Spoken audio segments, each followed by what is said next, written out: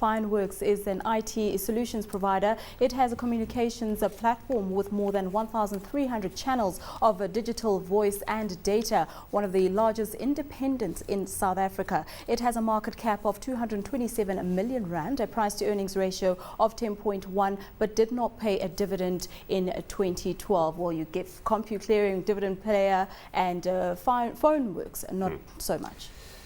Yeah, basically the story behind this company, also quite a modest size one, but you can see it's doing quite nicely. There's a guy called Mark Smith who was involved as an executive in a business called Shield, which ended up in the mass discounters business within Massmart. He worked there for a while, but obviously an entrepreneurial kind of guy. He decided he wanted to get into this. This was in the late 90s when the whole thing around least cost routing and becoming an electronic network became attractive. Why? Because the mobile phone companies had just gone into the market and were doing extremely well, and then companies normally had Telkom and a telecom exchange. So a lot of companies, and there are a few more we can talk about tonight, then launched a least cost routing business where a company would contract with them and then they would route your phones, partly based on getting kickbacks from the mobile networks.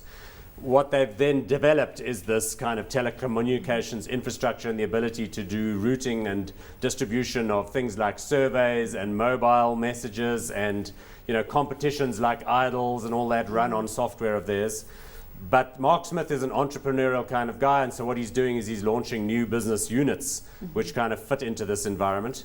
And they all have WORX at the end of the name. That's how you can tell.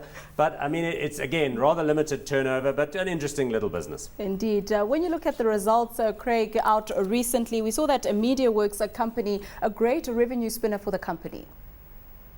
Yeah, so obviously we've got the Idols competition running at the moment. They had Big Brother Africa before that.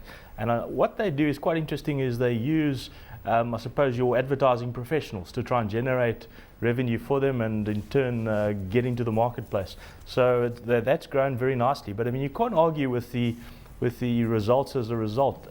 Overall, I think it's about 66% GP, 29% operating margins. I mean, you don't get many companies with those kind of margins, and so that gives it a nice amount of safety. They're sitting on cash, even though they're not distributing that back to shareholders, but it'll be quite interesting to see how they use that cash. So you know, some of the works companies that Paul's been talking about are a little bit opportunistic, but it's quite interesting because they've been based on legislative changes. So you've got the Kyoto Protocol and counting carbon credits, and they developed something for that in terms of ID situation, and I suppose with your privacy protection bills and the Consumer Protection Act, etc. As legislations come out, they've looked for how can we make the most of these opportunities. And so from that point of view, I think management's quite dynamic. Some have worked, some haven't worked. Maybe they still will pan out and bring in revenue.